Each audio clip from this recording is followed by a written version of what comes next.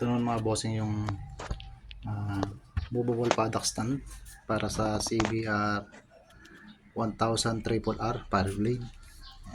HRC inspired yung kulay niya. Bali pina-customize lang yung mga sticker niya ng nagpagawa. Movable po siya 360. Yan, pwede mo siyang i-move ng side to side, forward, backward, paikot-ikot, pwede. 360 degrees.